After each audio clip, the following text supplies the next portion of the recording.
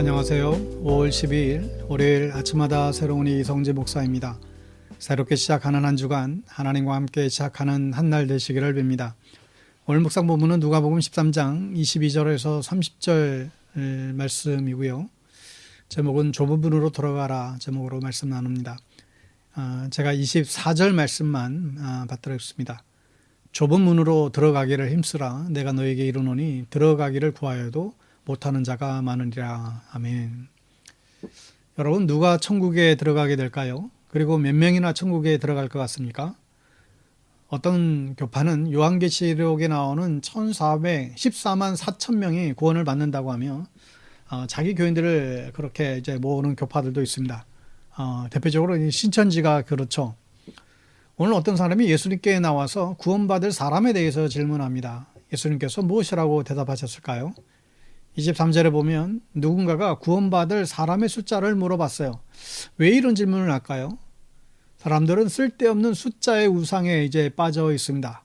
숫자로 말하면 더 믿음이 가고 확실한 것 같은 그런 느낌을 받죠. 여러분, 몇 명 구원받는지 그것을 알면 내가 구원을 받게 됩니까?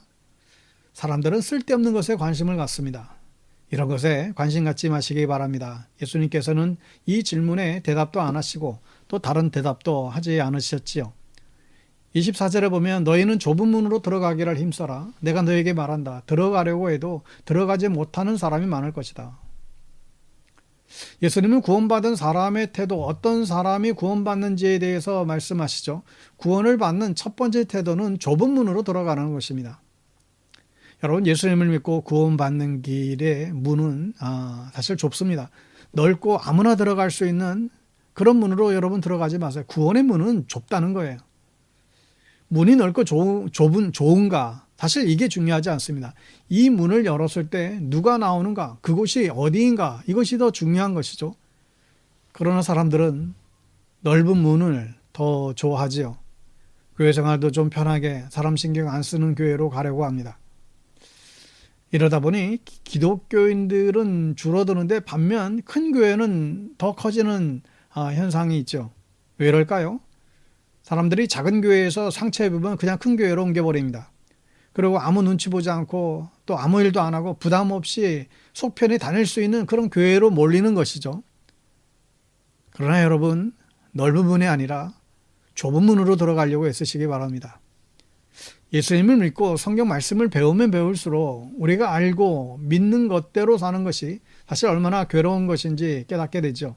말씀대로 살아가는 거 정말 쉽지 않습니다. 때로는 엄청난 손해를 볼 수도 있어요. 그러나 말씀대로 살아야 구원받을 수 있습니다.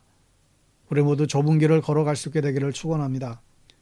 26절에 보면 그때 너희가 말하기를 우리는 주인님 앞에서 먹고 마셨으며 주인님은 우리를 길거리에서 가르치셨다. 알터이나. 여러분, 이 좁은 문의 특징이 뭐예요? 주인의 맘대로 하는 문이에요. 주인이 맘대로 문을 닫고 들어올 사람과 못 들어올 사람을 정합니다. 우리의 구원은 우리에게 달려있지 않다라는 것이죠. 여러분, 우리의 구원은 무조건 은혜의 구원이죠. 우리가 조건을 맞추면 하나님께서 우리를 구원해 주신 것이 결코 아닙니다. 하나님께서 우리를 불쌍히 보셔야 구원받을 수가 있죠. 하나님의 불쌍히 여김을 받을 수 있기를 축원합니다. 여러분, 그렇게 기도하시기 바라요. 어떤 사람들은 심지어 주님과 같이 먹고 마셨고 길에서 전도도 하고 복음을 전했다고 합니다. 정말 대단한 사람들 아니겠어요? 그러나 주인이 뭐라고 합니까? 27절에 보면 주인이 너에게 이르기를 나는 너희가 어디에서 왔는지 모른다. 불의를 일삼는 자들아 모두 내게서 물러가라. 그렇게 열심히 하나님의 일을 했는데 너희가 누군지 하나님께서 모른다고 하세요. 이게 어떻게 된 일입니까? 참 두려운 말씀이죠. 우리가 하나님의 일을 하는 것은 중요합니다. 그러나 더 중요한 것은 좁은 문으로 들어가는 것이죠. 목사를 한다고 모두 구원받을까요? 아닐 수도 있습니다. 좁은 문을 걸어가야 됩니다. 좁은 문으로 들어가려고 늘 애써야 할 것입니다. 그게 구원의 길이에요. 자기를 부인하고 자기 십자가를 지고 좁은 문으로 들어가기를 축원합니다. 29절에 보면 오히려 하나님의 잔치에 참여할 사람은 엉뚱한 사람들인 것을 보게 되죠. 사람들이 동과 서에서 또 남과 북에서 와서 하나님 나라 잔치 자리에 앉을 것이다. 유대인들이 아니고 동서남북에서 온 사람들이라고 말해요. 이 사람들은 이방인들이죠. 예수님께서 이방인들이 구원받을 것임을 분명히 말씀하고 계세요. 30절에도 보면 오히려 엉뚱한 사람이 구원을 받게 된다라고 합니다. 보아라, 꼴찌가 첫째가 될 사람이 있고 첫째가 꼴찌 될 사람이 있다. 꼴찌가 첫째가 되고 첫째가 꼴찌가 된다고 합니다. 하나님은 질서의 하나님이신데 도무지 질서를 잡지 않으시네요. 왜 그러실까요? 먼저 와서 자리 잡고 있는다고 해서 하나님께서 그 자리를 인정하지 않으신다는 말씀이에요.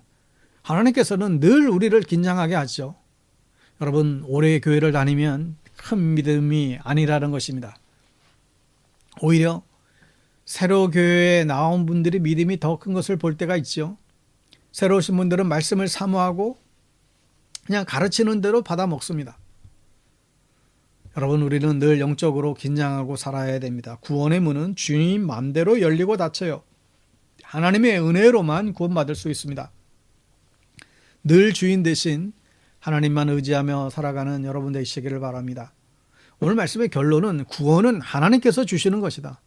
보장된 것은 없어요. 늘 두렵고 떨린 마음으로 주인 대신 하나님의 말씀 따라 하루하루 살아가는 사람에게 구원은 선물로 주어질 것입니다. 오늘도 구원의 은총에 감사하며 승리하는 하루 되시기를 바랍니다. 샬롬.